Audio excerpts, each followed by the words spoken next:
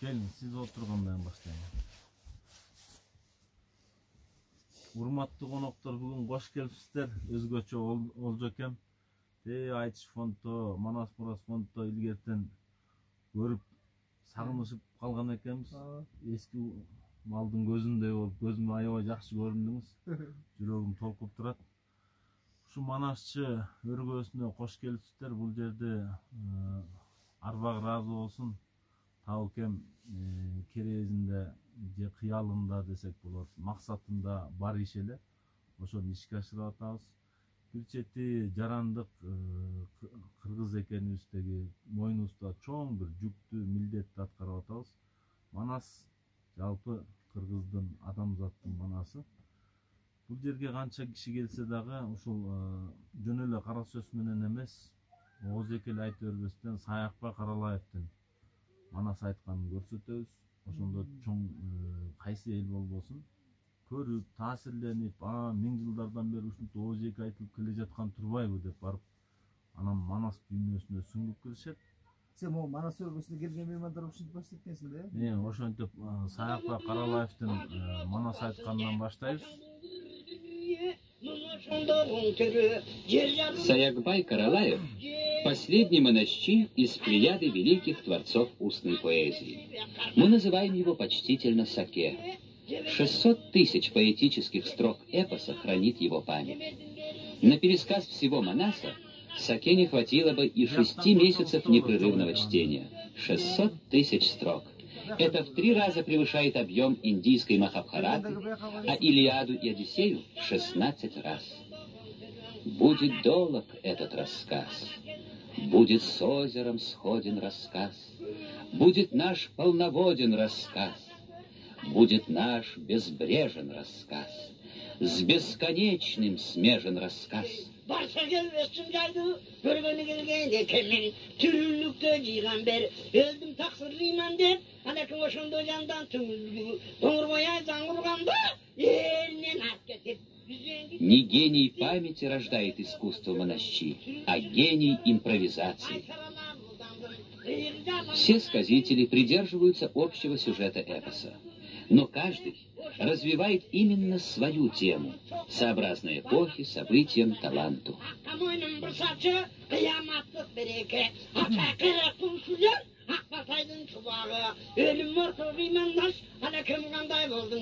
Gözünden karap tursaçı, geçinden kanını bu çoçka. Aman koşup tursaçı, demir.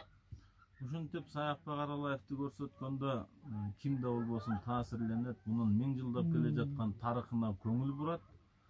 Андан тышкары биздин мамлекеттик башчылар катышкан Манас атанын эстеликтерин Москвада, Кытайда, Стамбулда жана башка жерлерде коюлганы тууралуу видео материалдар бар. Ошолордон көрсөтүп беребиз кыскача.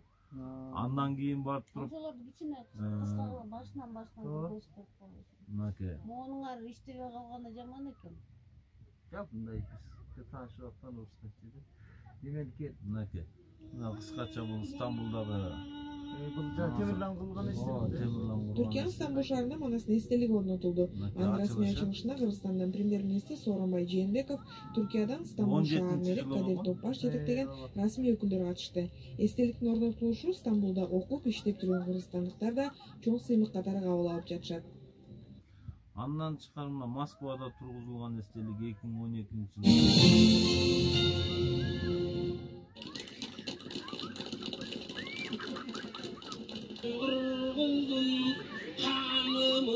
Представители правительства Москвы, Государственной Думы России.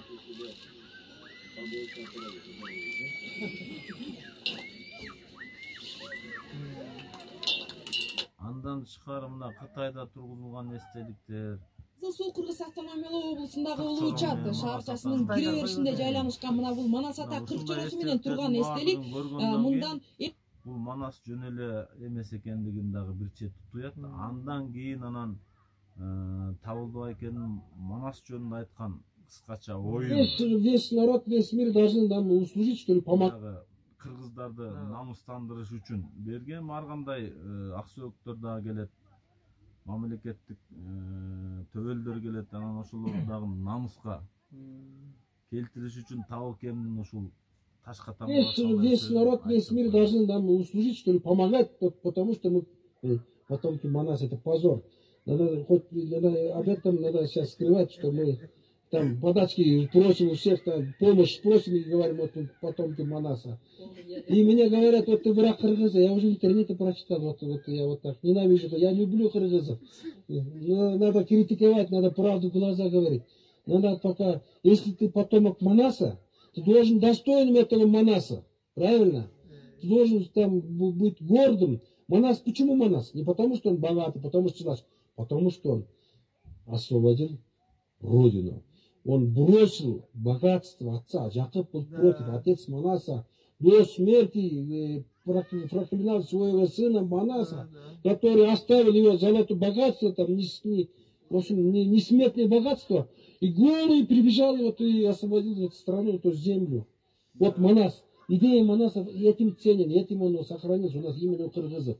И именно этот эпос, представляешь, не важно, Манас был или не был, это где не существует. Но идея, национальная идея вот в этом, нам надо облагородить вот эту кыргызскую маленькую страну, превратить в лучшую страну, лучше, чем Швейцария. Манасоветтер түшүнбөй жүрбөйбү, ушунчу философтор, тарыхчылар ушуну айтпаган. Ошо тарыхчылардагы баардыгы кадимкидей таасирленип ушул жерден кичине намысына келип көзү ачылып бир эшиги ачылат да. Таукен ракурсу менен караган караш бул капиталисттик небе менен карап атпайбы? Түйнөнү таштап, Жакуптун ашкөчтүгүн таштап жайып, байлыкка байланбай жанагы эркиндикке небекеси мына демократиялык баалыкту тандаган Кыргызстан үчүн бул акцент кыла турган нерсе да. Буга Таукен акыл чөйчөгү жеткен, көбүнүкү жеткен жок. Муну мында бөлүп айтып бере албайт да мунучу. Именно кана Манастын ушунча жерине келгенде. Ооба, баягы Манасты толук окуп чыгыптыр да Таукен. Жанагы кызыл туу, көк туу деп талашканда аябай окуп, жиликтеп, ар бирин бөлүп карап чыгыптыр. Окуган идеялардын баардыгын өзөгүн сууруп чыккан да. Анан ошонун негизинде сүйлөп атпайбы? Мына ошентип болуп туруп анан кийин эң эле жөнөкөй тил менен айтып атат, карасаңыз Манастын небесинчи. А биз татаалдап дейт да, бул жомок деңгээлден чыгара албай атпайсызбы? Бул Манасты жаңыча модернизация жашообузга улуттук идея экенин айтып атат да. Туптура, бул жерде эми эпос деген термин 20-жылында гана колдонуп калдык да. Болбосо ага чейин улуу тарых, улуу сөз, улуу баян, улуу жомок деп айтып келдик. Манасчыларды болсо Ыраман ырчуулу, Жайсаң ырчы, Токтогул ырчы деп 14-жылга чейин айтып келдик. Анан 20-жылдын орто ченинде гана Хусейин Карасаевдин так илимге берген сөздүгү менен Манасчы деген аталышта кирип калдык да. Азыр Манасчы деп аталып калдык. Бирок бул чыгарманын бир жанры эле эмес да. Манас бүтүндөй адамзаттын энциклопедиясын камтыйт. 113 улуттун аты аталат Манаста.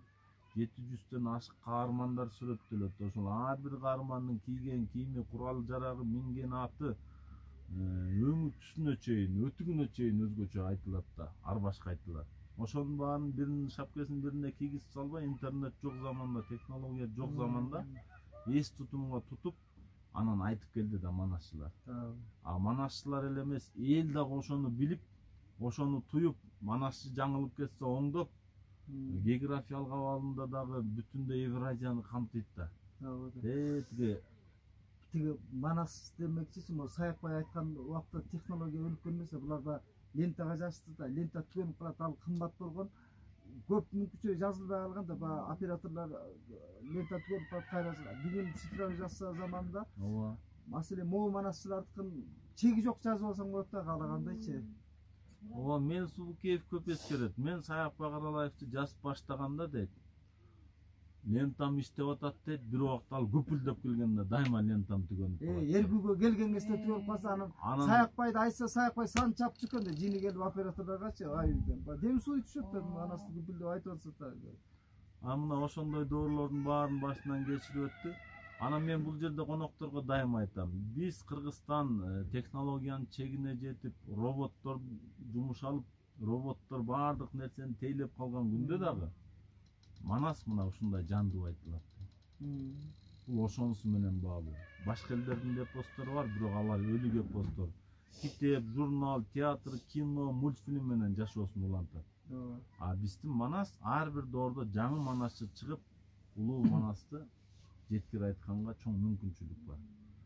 Бул өзүнчө бир чоң ыйык нерсе. Да, Манасты эч болбосо бир мультфильм кылып тарта албай койдук да. Бир бүтүндөй ошол немеси менен кино кылып тартабыз дейбиз. Кино кылып көрөй жок. Манасты ар бир жерин үзүк алып эле блок кылып турат. Ар багыт боюнча кетебиз. Эми Манас баянында эң өзөгү акыйкат, адилет, калыстыкты түзөт да. Ал Коңгурбай болобу, Жолой болобу, Нескара болобу, душмандарындагы артыкчылыгы болсо ошо артыкчылыгын так айтат. Кемчилиги болсо так айтат. Манастында кемчилиги болсо ошону так бетине айтат. Ошону көрсөтө алат. Бакайдыкындагы, Манастыкындагы, Кошойдукундагы кемчилигин айта алат. Бул ошондуктан өмүр бою, кылымдар бою кыргыз менен кошо жашап келаткан акыйкат, адилеттин өзөгү турат. Эми ушул эле нерсени үйрөнө турган болсок, биздин коомдо акыйкатты корнойт эле да. Стоп, сен Манасысың да. Кытайлардын 40 жоросу менен эстелигин тургузуп койду. Кыргыздын шорлу аянтка жакшы эстелигин тургузбады. Шыпшайдарлардан бери, душмандардан беричи. Ошону кыргыз алдырып салды да. Бул тарыхый эс тутумубузга баары керек болчу да, мейли ал Манастын душманы болсун, кыргыздын душманы болсун, душманыбыздын эстелигин тургузган таштан корктук да, ошонун душман болуп тирилип кетип бир кыргызды чаап салчу дайчы.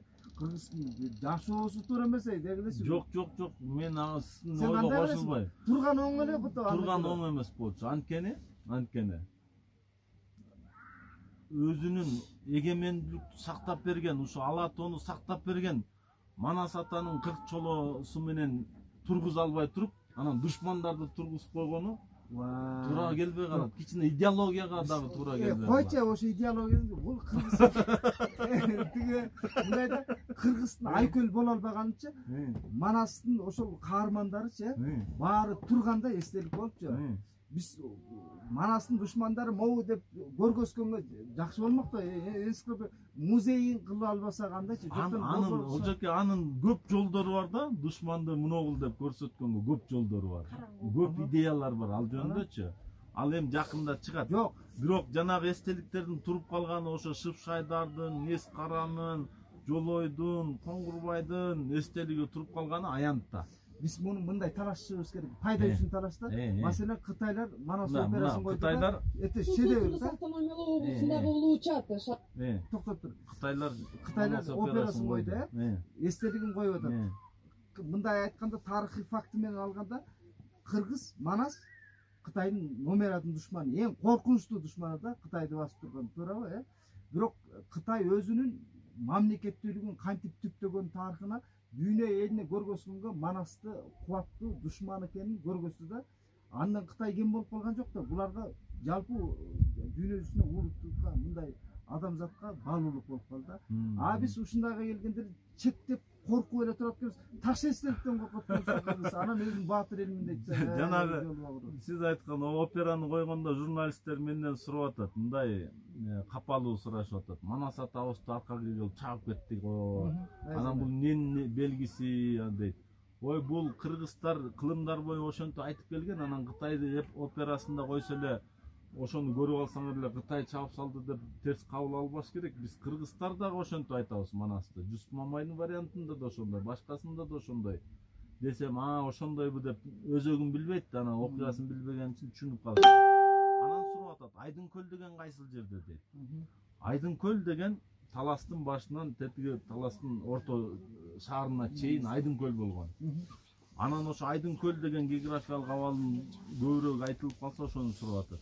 Эми ал жерде сызылган эле Таластын суу сагаты азыр. Мен аларга түшүндүрүп берип атам, журналисттерге. Ошол доордон бери тоо бузулуп, коо бузулуп, тоо болду, калдайып жаткан кара жер, кайсы жери соо болду. Аты калуу өзү жок, ар канча деңиз жоголду деп айткан сөздөр мына ушулар. Аты калган, өзү жок. Айдын көл жок, бирок суу агат ал жерден. Таластын эли ошол жээктеп жайгашкан. Ушундай географиялык абалдары бар. Бирок аны Манастын операсын коюп келгендеги сиздин маселеде туура коюп атат. анда туура кабыл алып атабыз, дүйнө жүзүндө даңгазаланып атат. Бирок момундай 40 чоро менен Манас атанын эстелигин дагы Кытайлар коюп койду да. Тиги Коңгурбай жолой нес кара баш болуп 40 ханын коюп койгон жок да. Бөрүкөз тиги Карыкандардан бери коюп койгон жок. Алар Манастыкын койду. 40 чоросу менен. Биздин кыргыз мамлекетинде деле Манас атанын 40 чоросу менен турган эстелиги турса кандай дем берет эле, дух берет эле. Могу жерде ар бирине китеп койду арнап, 40 чорого арнап. Ичи бош. Эмне үчүн ичи бош? Келечек муундар айтсын деди. Анткени илгерки аттуу манасчы, жөө манасчы деп бөлүнгөндө аттуу манасчылар Келдөө, Карбоз уулу, Кумар уулу, Бекмурат, Балгоос манасчылар бул 40 чоронун төрөлгөндөн өлгөнүнө чейин айтчу экен. Муну китептер ошондо бош калчу эмес экен. Ар бири миллион менен айтылчу экен. А бизге азыр 5,5 миллион манас жетти. А Кытайдагы кыргыздарды көрдүңүзбү кандай үлгүсүн койду? Үмүт кылып, ушул китептер толсун деп. Жана сиз машинада келатып, менин китебим бүтпөй калат, тер бозоруп мени күтүп атат дегенде, могу китептердин баары урпактардан күтүп атат. Ушулар качан толгондо кыргыздын дөөлөтү көлдөй толуп, ырыскысы тоодой болот да. Мына ушундай чоң касиеттер бар да. Мына ушуну аянтка койсо эмне үчүн жарашпайт? Биринчи душмандарды тааный электе муногулар чоролордун ар биринин кызматы бар да. Бирөө элчи, бирөө кеңешчи, булар баардыгы баатыр, бирок баатырдан тышкары дагы чоң аткарган кызматтары бар. Бул аргументиң жакты, бирок жанагы мага эстеликтерди алдырып салган жаккан эмес да тааный. Дүйнө коомчулугун карасаңчы, бар факты да. Манасты жокко чыгара албагандан кийин душмандарын эмне үчүн жокко чыгарып ошолордун эстеликтерин алып салыш керек да кыргызча. Мээси жок да кыргыздыңчы. Кой антпеңиз. Биздин байыркы эл өтө акылдуу болгон. Могул жерде чоң казына мына көрүп атасыз, ушул сүрөттөгү могу эстеликте ар бир китепте турган казына бул дүйнө жүзүндөгү чоң маалымат, тарыхта. Ар бир элдин тарыхынын башаты болуп бере алат Манас. Жөн эле Манас эмес булчу. Бул Манас ар бир элдин башаты болуп бере алат. Мисалы, Манас атабыз Ногой. Акбалтан Нойгут, Кыпчак, Аргын, Катаган бүт уруулар бар. Бирок ошол элдер кайда азыр? Жок, чыгып кеткен, ассимиляциялашып кетти. Ногой болсо Манасты сиз экөөсүгө окшоштуруп сүрөттөбөйт да. Көзү бакыракай, мурду кырдач, бети тоголок деп айтпайт да. Манас атабызды кадимки Ногойлордой сүрөттөйт. Мына 20-кылым деле Сагынбай Орозбак. Кочкор тумшук, кош кирпик, эрди калың көзүң күр. Эр мүнөзү көрүнөт. Кочкор тумшук көзү ичине кирген элдер аз Ногойлорда. Алар Дагестанда жашайт, Крымда жашайт. Көрдүңүзбү? Кыргыз деген бул союз деген түшүнүк да. Кыргыз деген жалпы аталышында түшүнүк. А бирок Кытайлар буруттар деп атайт. Буруттар дегендин котормосу бөөрүлөр деген сөз. Кече көк бөөрү жөнүндө сиз экөөс сүйлөшпөдүкпү? Мына бөөрү деген сөздү ошол учурда Кытайлар да айткан. Көк жал бөөрүлөр булар. Буруттар деген. Аны буряттар эле алып калды бүгүнкү күндө. Бирок бүгүнкү Кыргызда Ногой десең чыга алайт, Эми бул жерде бүт мынагу элдердин баардыгы, могу бизге союзник элдердин баарын бириктире турган күч бар да. Көрдүңүзбү? Анан биз Манасты сыртынан эле Манас деп эле билип алып, ичин билбей эле көп учурда талашып жүрөбүз. Бул жерде касиет да бар, чыгармачылык да бар, ыйыктыгы да бар, кенендиги, тереңдиги бүт камтылган, журулушкан нерсе да. Жана бир нерсени жасаганда рецептке канча рецепт кошулса, талкан шоколадка. Биз Кыргызда малгендикте деп атпайбыз, дыйкан дел болгондо Манаста сөз түрдө мына. Биз ушуну унутабыз да Манаска келгендечи. Бул Хакасияда турган музейде кыргыздын канчалык дыйканчылык экендиги ошол курал жарак шаймандарынан көрүнүп турат. Жоокер экендиги дагы ошол жанын эле бар да дыйканчылык. Жанын эле 25 түрү ошол жерде сакталган. Кыргыз огу деп жазылат. А Манас атабыз төрөлгөнчө 6 айга барганда дыйканчылык кылып анан байышып атат да булар. Эң кызыгы Кыргыздын темир иштете алганчы, mesela Худаковдун жана тарыхчынчы, неткенде Кыргыздын согуштук арсеналдары, согуштун курал жарактын түрү болгондо ат үстүнөн чабышканы кандай, жөө чабышсаң кандай баягы эффектный болотчу куралдын. Алтай цивилизациясы деп азыркыга чейин атап жүрөт да. Эң алгач Алтайда иштетилген темирлердин бар. Ушу Манаста айтылат. Ал жөнүндө дүйнөлүк канча эл аралык конференциялар болду, илимий конференциялар. Биз көчмөн элдин ошо көчмөн эл темирди иштете албайт да, мындай логикадан алсаңчы. Бирок биздин тарыхый фактыда кыргыз темирди иштетүүдөн түрк тилдүү элдердин эң алдыңкысы болгондо, технологиясын билген да. Демек кыргыз отурукташкан эле калп болгондо. Себеби темирди сүйрөп жүрө албайсың да. Темирден заводдор деген оңой нерсе эмес да. Алтын иштеткенди, жанагы баалуу таштар, зергерлердин баарын темир иштеткендин баардыгы Манаста айтылат ушулар. Булардын өзүнчө карап алып караса ошондо Алтай цивилизациясы өзүнөн келип чыгат да. Тет Европага да ушактан кеткендигин баары айтылат. Жана багичелер чакыратып темирдин баары болдон колдонгон буюмун бар. Кызын турмуш кузатса да алтыны, күмүшү баары да. Анан ошону иштеткен кыргыз бүгүн Таукеңде жаратмай койду да. Декен жарата албайт. Даяр нерсени эле качырабыз. Кытайдын товарына качырабыз. Өз жоктон барды жарата албай атабыз. Туптур айтасыз, могунун өзү жаратмандык. Биз Манашчынын өргөөсүндө отурабыз. Мына Таукемдин жаратмандыгы. Кыргызстанда бир эле Манашчынын өргөөсү деген ушул Супара чуңкурчакта, Супара этнокомплексинде бар. Биринчиде дагы, экинчисинде дагы бар. Aynen Ozeki ensiklopediyada var. Анан ушул жерде Озеки энциклопедияны ушул жерден айтып отурабыздан Озеки тарихин көрсөтөбүз. Анан Сингапурдан келген коноктор айтып атпайбы? Силер жок болбой турган эле экенсиңер. Силердин момундай өзөгүңөр дайым айтылып турат турбайбы деп атат. Жаңы төрөлгөн балага нан кандай жаңы болсо, Манаста ошондой жаңы болуп кабыл алынат. Өзүнүн байыркылыгы, ал байыркылыгы. Бирок ар бир доордо эр шаркак болуп, жакасына жармаш, этегин эрмешип келе жаткан Манас бул жерде деген бүгүн шайлоодо эмне болуп атабыз? Партиялардын программаларын айтып, элдин баары үгүтчү болуп жүрсө, илгери Манасты элдер ошентип айткан. Түбөлүктүү нерсе да бул. Жагын карасаңыз, Манастар менен бирдеке талашсаңчы, учугу бүтпөй чыга берет да. Жабышчыларды бурчка такап коюш оңой десе, карманар эчтеке жок да. Ошо мен да жаштан бери өзгөчө адамдар укса, өзгөчө сөзгө кирип кетет экен деп мен Замирде жаңы сөздөрдү угатпаймынбы азыр талашка түшкөндө. Эми сен өзүң программаңды көргөзүп койгона талашпайлы. Мен бул киши эми Олжокем өзү чыгармачыл адам да. Анан мындай да деген башкача суроолор кетип атпайбы? Негизи бул жерде 10 мүнөткө, 20 мүнөткө, жарым саатка кишилер кирип калат да. Жайдын чилдесинде да, кышында да. Бирок 2 саат, 3 сааттан кийин чыгышат. Анткени сөз көбөйөт. Тетиги бизге тектеш элдердин баары айтылат да. Анан бул жака тетиги Жапониядан келген эл болсо, жапондорго айтып берет. Манаста айтылат, Сулаймандын тушунда журт бузулушунда жабырга малын салыптыр, Кытайдан качып кыйла журт Жапон болуп калыптыр. Жайы жакшы болуптур, Жапон атка конуптур. Сыймын Арал көлү бар, көтөрүш деген жери бар деп айтылгандалар, биз бар турбайбыз деп сүйүнөт. Анан тилидин да грамматикасы окшош. Анан жана бала төрөлгөндө умайыны чапты деген көк белги дагы окшош. Анан ошонто тууган болуп чыгабыз бул жерде отуруп. Качан байыркы доордо бөлүнүп анан кайра кездешкенибизге сүйүнүп отурабыз. Анан жердин аркы бети дагы айтылат. Мисалы үчүн жердин түбү желпиниш деп Америка айтылат. Ал деген боз үйдөгү эки боо деле жел боо болсо, могу жерге байле жел катуу болгондо, шамал болгондо.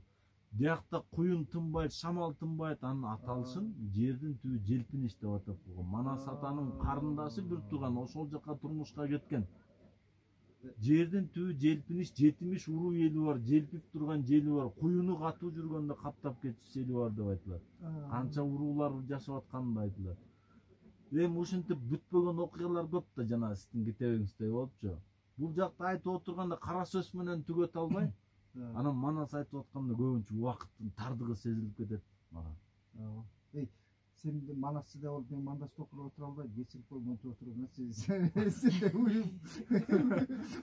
Korktum Dalmaç'ta oturdum. Benden kaç baratkan kişi değil oturdun sana da. Manas aytkanda kan aylanат экен. Жүгүрүп бараткан киши да айланат экен. Ошон үчүн Малдаш Токумов отуруп Манас айтканда бут уйбайт. Жөн эле отурсам уюп калат. Анан бул эми ар ким ар кандай суроо берет келген элдер. Ошого жараша Манаста түгөнгүс казына бар. Эми бирөө режиссер болот, бирөө композитор болот, бирөө дагы бир нерсе болот. Анан бул өзүнчө Чытырман Токойдо. Чытырман Токойдогу ар бир чынар терек кандай көлөмдүү, бутактуу, кандай бай болсо, бул жактагы ар бир каарман ошондой. Жалгыз Токой тал болбойт дегенде, жалгыз Манас мынчалык эпос болбойт, бирок анын тегерегинде ар бир каарман өзүнчө бир чоң тарыхтын башаты болуп берет. Анан ошондо Чытырман Токойдон бирөө хоккей ойногонго таяк алат, бирөө жаага, бирөө күрөк сапка, айры сапка сап алат. Манастан ар ким өзүнүкүн терип алат. Бүтүндөй баарын мындай сиңире албайт көпчүлүгү. Мына Чыңгыз Айтматов эки эле сапта Маңкурт темасын алып чыккан. Баланы кармап алалык, башына шили салалык деген. Кытайдын тыңчылары келип Манасты кармап кете турган болгондо ошол эки сап айтылат. Башына шили салалык, баланы кармап алалык. Мына ошондо Маңкурт темасы чыкты да ар бир адам, ар бир мамлекет өзгөчө түрк дүйнөсү Маңкурт болбойлу деген идеологияны жүргүзүп, ата тегибизди билели, Маңкурт болбойлу деген нерсе менен оң жакка ооду.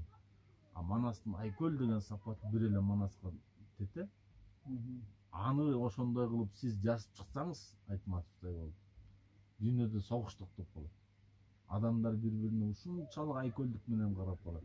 Манастын ким экендигин мына жанында жүрүп, чубактагы сезбейт. Чоң казатка барганда Манастын Манас экенин билип, аты да Манас Турбаев, заты да Манас Турбаев, өзү да Манас Турбаев, сөзү да Манас Турбаев деп атат. Жанында жүргөн чоросу. Ошол жерден Манастын бейнеси ачылып атат. Биз болсо жанында жүрбөй, сыртта жүрүп Манастын өзүн тааныбай атканыбыз ошол да. Манасты канкор, кара сууга кан куйган анткор деген Алмамбет Кытайдан ошондо угуп келип туруп, казакка туруп калып, анан казактан таарынып чыгып атканда акыркече айтат Манаска кайрылды. Ой мен эми көкчөдөн барып качып эми Манаска кантип кайрылам, канкорго, анткорго десе, анан айтып берет, ey Манас деген менин тилим алып бир кайрылып. Кара бул Манас кемчилик кылсаң кектебейт, жамандык кылсаң жектебейт. Манастын баарын идеал кылбайчы, Манастын чоң жиндилигин айтып берчи. Чоң жиндилигин элге жеткирген жакшы дейт. Чоң жиндилигин мындай жакшы мазмунда түшүнбөй жүрөбүз да. Ошол себеби айтма бунда Манастагычы биз жакшы жагын эле көргөзбөй, Манастын чоң жиндилик жагын баяндап. Манас төрөлөлүктө эле Кытайдын аярлары, көз ачыктары, тыңчылары баардыгы айтат. О Бурут деген элден Манас деген бала төрөлөт. Төрөлгөндө алаканына Манас аты жазылып, мөөрү басылып түшөт. Ошол бала төрөлүп чоңойсо бейжинди алат. Бүт чабат, атасынын кегин алат дейт. Анткени бул жерден бүттүгүн чачып жиберди. Анан ошондо тыңчылардын баардыгы бирөө Эреңге кетти эле, бирөө Тереңге кетти эле, бирөө Кангайга кетти эле, бирөө Алтайга кетти эле деген баарын баягы кеткен чачкан элин кайра изилдей баштайт. Анан боюнда бар келиндердин ичин жарып иткир кытат. Ошондой кордукту көргөндө ак балта менен жакып, анан кызыл дилде сары алтын тартуу кылып Эсенханга, чет бейжинге. Кырба, тукум курут кылба. Ар бир үйгө бирден тыңчы коюп кой, келин төрөгөндө көрсөтөбүз алаканын дейт. Анан ошого макул болушат. Анан чыйырдын да боюнда бар болуп калат. Анан чыйырдын тыңчы күтүп жүрөт, бирок аны жакып, май көл кылып багып, анан ошол күнү кызуу кылып, анан чыйырдыны жашыруун төрөтүп, анан Манас деген аты жазылып, мөөрү басылып түшкөндөн кийин аны жашырып булар. Чоң бала төрөлөт да, анан чоң жинди деп атап коет. Бир мал багаар чоң жинди деген бала төрөлдү деп коет. Үйүндөгү тыңчы дияк арыстанбайт, Жакыпка макул болот. Аябай бир туугандай мамиледе болуп калган. Ошентип Жакып анын оозун тыяттан 7ге чыкканча чоң жинди баспайт. бул жашырган. Аны деген Жакып өзү эле эмес, ошол жердеги 40 үйлүү кыргыз аттуу баштуулар чогулуп алып туруп, ким Манастын атын атап кое турган болсо тукум курут кылабыз деп сүйлөшүшөт. Анан айтпай турган болушат, Манас 7-ге чыгат, анан 7-ге чыккандан басат, анан 9-га чыккандан Ошбурга жөнөтөт. Анткени кимдин коюн көрсө деле союп салат. Мына Табыкем ошону айтып атат. Манас дүйнө чогулткан эмес, анда мамлекет деген чоң дар бар. Кудайдан берилген чоң касиет бар. Анан ал болсо атты көрсө деле союп салат, мазарын деле карабайт, тигисин деле карабайт. Анан Жакып өзү дүйнөкөр болгондуктан, ал жана азап тозокту көрүп, бир тыйындан чогултуп калгандыктан Жакыптын көз карашында баласы туура келбей, анан айтат, чыйырды, байбичесине айтат. Бул баланы катыктыралы. Ногу дүйнөнүн, малдын баркын билгизели. Биз Ошбур деген койчуманыбызды бай деп тааныштыралы да, ошого убактылуу жалчы болуп иштесең, анан сага козунун ордуна дагы козу төлөп берет. Анан 3 жыл, 4 жыл жүрө турган болсоң, анан бизди багасың, биз карып калдык деп айталы деп анан жөнөтөт. Үй бүлөлүк тарбиялыкка ушул жерден айта кетер, сөз токтопту. Сен бирөөнүн колунда жүргөн бала жакшы тарбия көрөт да, сен ата-эне бап эстеп, аяп айтып баланы тарбиялап бул бала тарбиялоодогу үй бүлө институтун калыптандыра албай аткан бүгүнкү кыргызга бул жер керектер деген.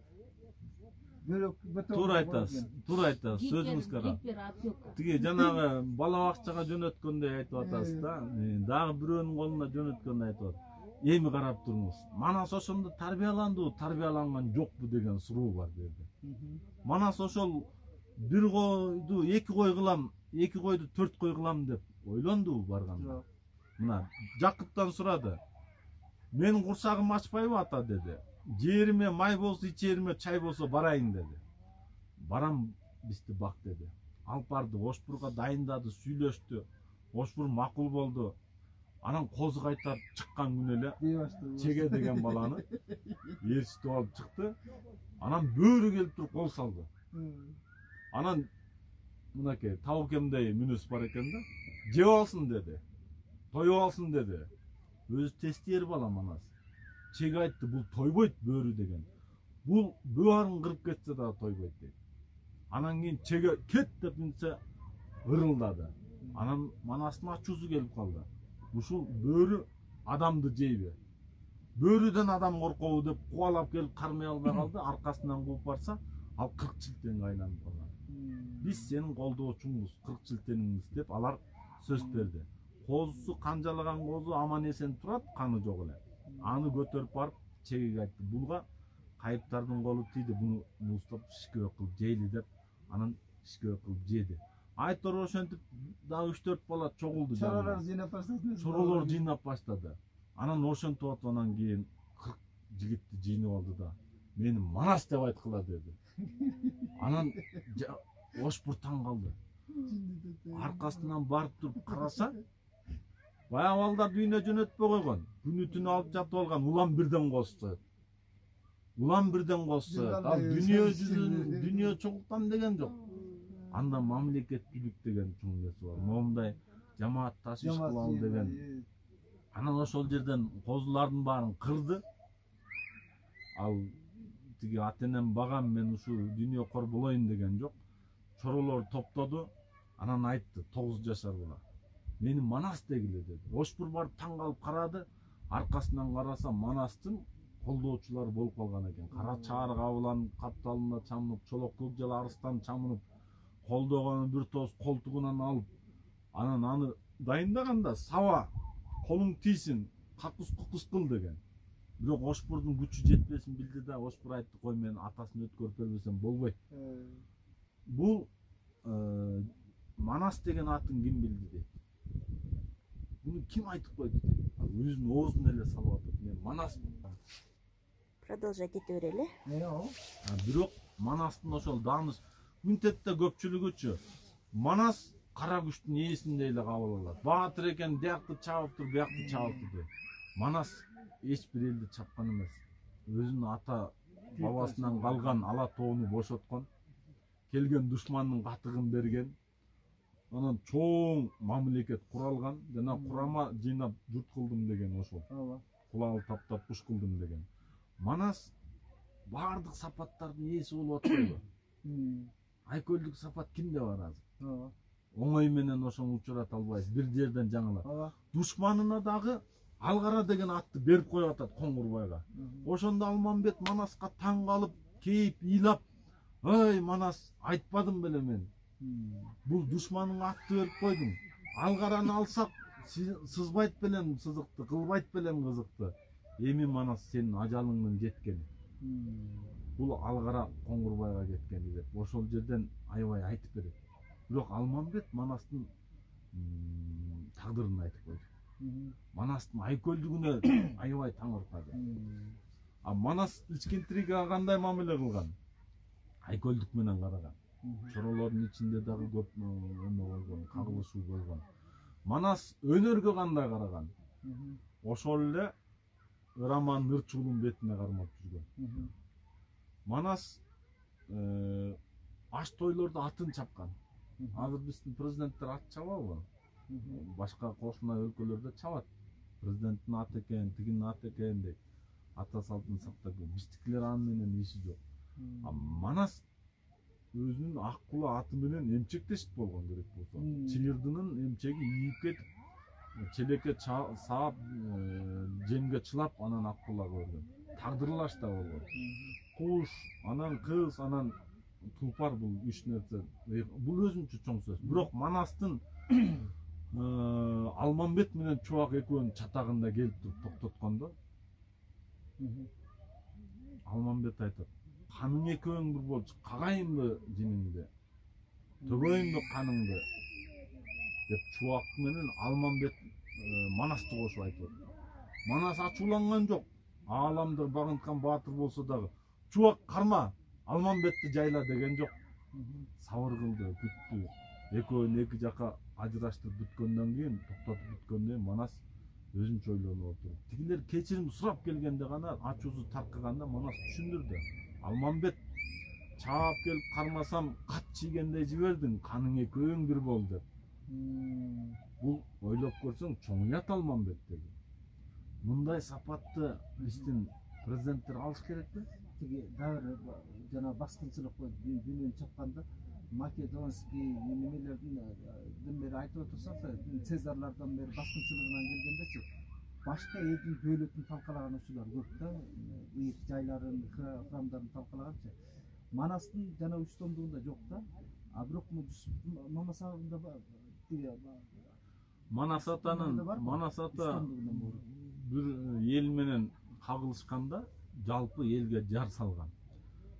Бүлүнгөндөн бүлдүрүк алба деген. Опа, бүлүнгөндөн бүлдүрүк алба деп, бир ийне жибине тийбе деген. Ошондуктан Манаска душмандары биз сизге аскер болуп кирели, кол болуп кирели деген. Манас айткан, калың элден не жазык, каны акмак эмеспи деген. Мына Манастын мазмунундагы мисалы Манаста баскынчылык эме жок да, башка элдин мисалы тилин жоготкон эмес, маданиятын басып алган эмес, көп баскынчылар мындай болгон да, дөлөтүнөн ажыраткан, тилинен ажыраткан, кыйракан чыгарган. Манас айтып атат Алтайдан мынакей, тилимди билген эл болсо тилим менен келсин деп, тил билбеген эл болсо тилмечи жооп берсин деп элди чогултуп атат. Алтайда канча деген улуттар бар. Анан Ала тоого көчкөндө айтып атат, ар улут бар сыйлайлык, ашыкча түйшүк кылбайлык.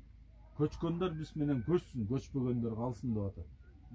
Анан ошондо маңгулдардан канча деген түтүн кошулду дейт Манаска, калмактардан канча түтүн кошулду дейт. Биз сиз менен кетебиз, кошулабыз, биз дагы көчөбүз, аскер болобуз, жардам беребиз деп. Бул жерде эң чоң демократиянын жолу, анан улуулуктун, айкөлдүктүн, адамдык асыл сапаттын орду бар Манаста. А Манас өлөөрүндө эмне деп атат? Ошо Кыркчоро жөнүндө айтып атат, керес кылып Каныкейге. Бадыраң темир курч болбойт, баш көскөн кандар журт болбойт. Курама темир курч болбойт, куралган хандар журт болбойт. Бул қан 40 жерден келген, эртең сан дүйнөңдү чачат, төбүңөн басат. Менин эми 6 иним жөнүндө айтайын. Чалгырты турат көзүндө, чамасы келсе арамдар, чалганы турат өзүндө. Кылгырты турат көзүндө, кылганы турат өзүндө дейт. Психолог да болгон. психолог болгон, алдын алалардын баарын билген, бирок айкөлдүк менен баарын кечирип жүргөн. Керезинде гана айтып атат да, эми педагогикалык ой жүгүртүп атат бала жөнүндө. Семетейди булар кордоп кой артына салбасын, кордоп салбасын, уй артына салбасын, уялчак кылып салбасын. Же тамырым кыркып, тукум кырт кылбасын ал тарам. Сан дүйнөңдү чачып кет, темир кан көздөй качып кетти. Колду аламын дейт. А Семетей бул жерде эмнени айтып атат? Бала 12-ге келгенче хандын уулундай чоңойсун дейт. Ал жүрөгү бир нерседен калбасын, кагылып согулбасын. Бунун кармаша турган жоосу бул ал тарам эмес, бежин, чоң бежин. Эртең кылкылдаган Кытай кол салганда Семетей туу болуп башына туруп берет. Буну ушундай асырап сакта Каныкей деп атат. Бакайга эмне деп атат? Бакай аба дейт. Төрөсү өлгөндө чоросу төөгө жакын болчу, сиз кетиңиз. Абуке арамга кошулбаңыз. Анан Семетей келгенде 12 жылдайын ошого билбегенин билгизип, туйбаганын туйгузасыз дейт. Саясаттан кет деди аны. Эй Батыр, мунун сен башка меймандарга десең, ушинтип бүгүнкү түшүнүгү, бүгүнкү тили менен ушинтип чечме. Мындан да кенен айтып берем да, могу камерадан бир аз сүрдүп атпаймынбы? Жок, камераны жок, биз Манасты ушу бүгүнкү турмушка жуурулуштура албай атпайбызбы? Могу жердин өргөнүн бул миссиясы агартуу иши да. Биз Манасты бүгүнкү Кыргызга өмүр Манас укпаган, түшүнбөйм деген киши кирип турган, түшүнүп, момунда өзүн өзү батпай чыгат бул жерде. Ошо мен кече айтып келбедим беле, Замирдин мага ушинтип айтканым мага жакты депчи, билбейм, башка кишилерге ыр түрүндө айтса балким жетет, мага ыр түрүндө айтса көп жетпейт экен. Мага азыркы Замирдей болуп, кара сөз менен түшүндүрүп келип, анан жана бири-бирин айткан сөздөрү менен айтып коюп атпайбы? Ошол стили жагат экен да. Аябай жетти мага. Муну мындай кылайын. Могу жаңы парламент шайлангандан кийинчи депутаттардын бир тобун алып келейин. Биздин аткан нелерге, чүнөмүктөргө уруш керек да, Манастын өзөгүнчү философиясы мына бүгүнкү мамлекеттик бөлөтү түптөй албай атпайбызбы? Себеби аларда ушул мамлекеттик түзүм деген түшүнүк жок болуп атат. Манастын философиясын биз ушинтип жеткирүү менен бул агартуу ишинди монтип улантып аткан. Албетте бул деген мамлекет башчысынан тартып кой кайтарып жүргөн чагынга чейин керек да. Бул деги бир кесибине карабайт. Бирок бул жерде чоң түзүм турат. Бул 1000 жылдап келе жаткан Кыргыздын байлыгын бүгүн эч ким этибар албай эле, өзүнүн сөзүн сүйлөп эле, анан үнүм бүтүп калды дейт, эртең күнү бүтүп калат булардын. Ошон үчүн булар Манасты элге сиңирип алса, момундай шайлоодо кыйналбайт эле. Акыйкатты ак так карап бермек эл дагы. Мисалы тарбия жактан деле, мисалы азыркы апалар аябай сабырсыз болуп атпайбызбы? Бирдеме болсо эле кыйкырып чыгып атабыз, анан бул жерде көргөнсүзбү? Каныкей апа өзүнүн баласына 12 жыл жанында жүрүп, сен менин баламсың деп айткан эмес да. Буга да кандай күч керек, кандай сабырдуулук керек. Бул жер ыйлай турган жерлерде. Ошол Каныкей апа ошону күтүп жүрүп, билген Семетейди мындай чоң масштабтагы адам болсун депчи. Анткени Манас ата керес айтып кеткен. Ал деген кийин бул туугандар менен күрөшчү адам эмес, бул деген биздин тышкы жоо менен күрөшчү адам деп, анан ошого жараша ошентип тарбиялап атат да. Ал баласын тиги жанында маминки сыночек кылбайчы эми азыр ошондой нерселерди укканда чын эле аябай толот да жүрөгүмчү деп кадимкидей тарбияласын, кийин ушинтиш керек экен деп. Каныкейнин мынакей жаңы эже айткандай, Семетейге берген тарбиясы андан кийин, энекенин туйгандан кийин айтканы, атасы жөнүндө айтып атканын уксаңыз мынакей. Сенин атаң эр Манас дейт. Телегейи тең болгон ичин кары ол тутаң жер жүзүнөн кең болгон. Жумуру баштуу пендеде эч жаралбайт дегеледи. Атаң Манас кабылан ааламдан ашкан эр эле дейт. Семетейге ушу атасы жөнүндө айтып бергенде, Семетей Букарда бир күн тура албай, анан таласка келген, мамлекетине келген могу Ала тоого. Мен Якутияда кыргыздарга айтып бергенде, ыйлаган кыргыздар, Якутиядагы кыргыз диаспорасындагылар ыйлаган. Семетейдин образы могу чачылып кеткен мигрант кыргызды Ала тоого жыйнай турган образ. Болбосо Семетейде байлык бар, хандык такты бар, бийлик бар. Бир күн тура албай ата тегин уккандан кийин келди. Мен Ала тоого барып азып кеткен элимде мени күтүп аткан Бакай бабам барып анан кийин кызматымды кылайын деп келди. Семетеге айтылган сөз атасын билбей жүргөндө эй деп туруп Сартас айтканда чөптүн башын силкинткен желдей бир байкуш бар бекен. Энесин эже деп жүргөн сендей бир байкуш бар бекен дегенде тизилей калып кагылайын абаке ушу сөзүң чын болсо хан көтөрөм таласка. Айтканыма турбасам ата курсун таластын арба курсун Манастын деп ант кылып. Манастыктын көргөн. Бул жерде шундук образдар бар да. Өзүн жашын көзүн жашынга карап турат. Баары ыйлап чыгат. Манаста ыйлап ие турган жерлер бар да, шундук өзү. Мен тиги айтып атам, депутаттар отурат бул жол тияктабы, өйдөн көргөдөгүчү санам. Көзүмө ушундай жаш могу жеримен тигинин карманып атам. Неге алардан карманып атканын өзүм деле билбейм. Ыйлачу жерин өзү ыйлаш керек. Манаста айтып аткан карманасың. Алар болсо мындай телефондор менен ошентонун кетишкен. Чынында мен эмнеге ыраазы болом Олжеке? Манасты айта турган жер ушул да. Ушундай өргөдө отуруп алып, маңдай теске отуруп айтып берсе, жүрөгүнү данектеп таштап коем. Аш тойдо айтылбайт Манас. Акындар барып аш тойдо ырдап жүрөт. Чоң сахнада Манас 5 мүнөт айтылат, 3 мүнөт айтылат, ал эч ким деле түшүнбөйт. Көргөзмө катар эле. Тиги Манаска келмекчи жомок деген сөздү айтат. Эпос деген термин бул баягы орус адабияты аркылуу кирип калды да бизгечи. Жомок деген сөздү бүгүнкү күндө биз бир мисалы бейиш дегенде жомок деп түшүнүктө, апыртма калп сөздү жомок дегенде бирөө кулагыңа лапша илип атса жомок деген түшүнүккө айланып калды да. Болбосо бул улуу жомок деп эле келген да. Жомокчулар, манастар жомоктоп берип атканы, сөздү жомоктоп берип атканыча. Биз ушу терминдик түшүнүктөрдү калптай албай атабыз. Бул Манасты эле эмес.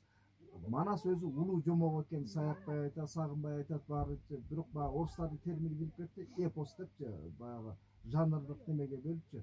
Керек болсо Олжеке сөзүңүзгө кал. Тарых деген дагы киринди сөз да бизге, бияктан келген.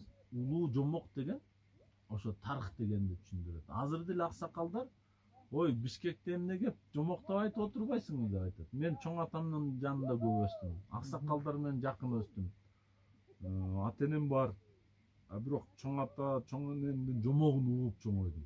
Бирок болгон окуяны эле жомоктоп айтып отурбайсыңбы деп сурашат.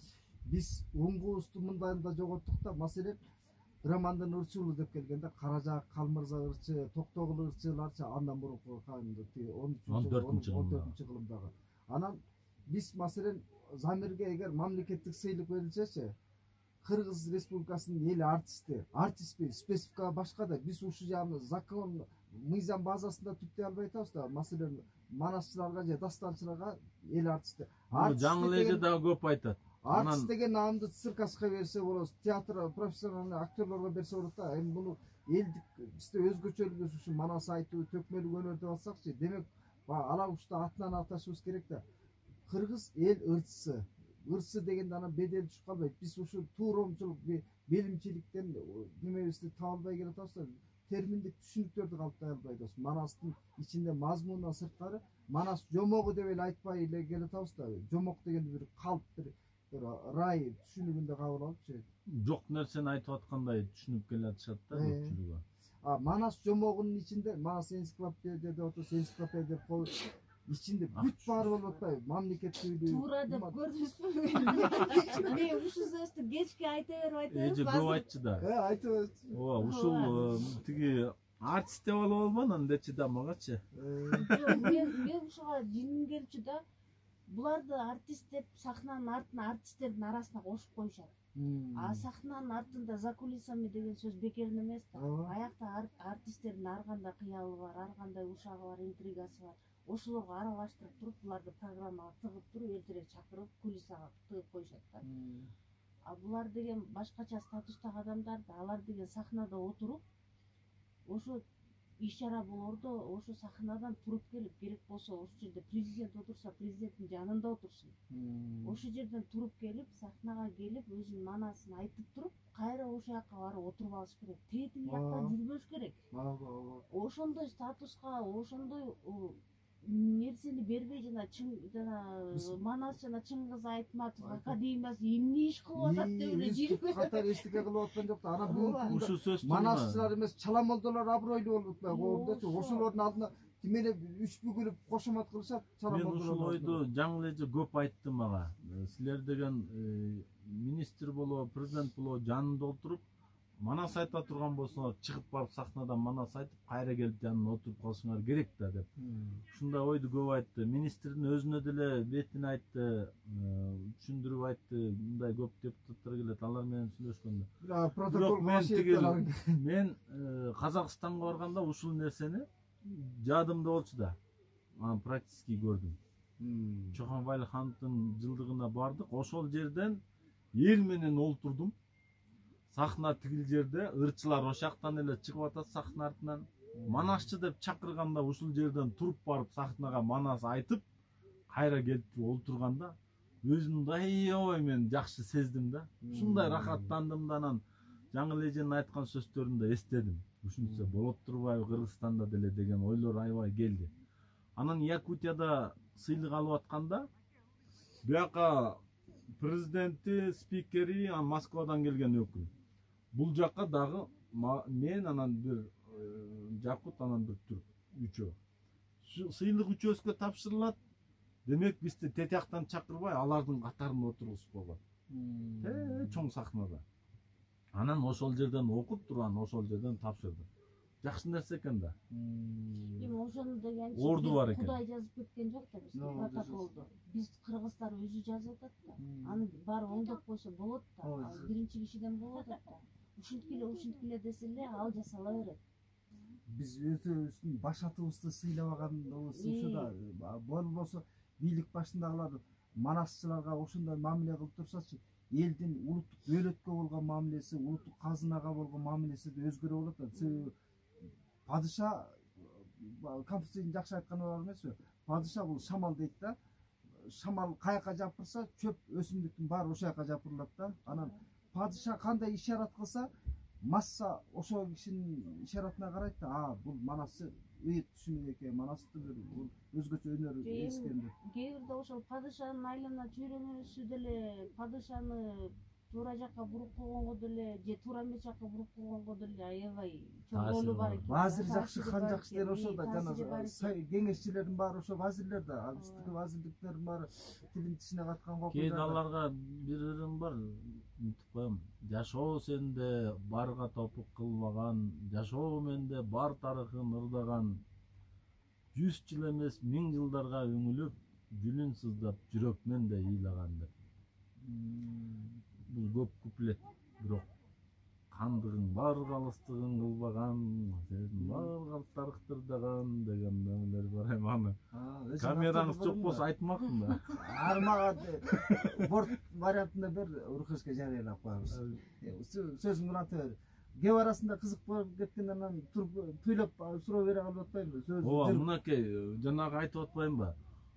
Семете атанын образы кыргыздардын баардыгын азыр Ала Тоого жыйнай турган, мигранттарды жыйнай турган образда. Алар балким биякта иштеп жүрүшөт, ишкерлик кылып жүрөт.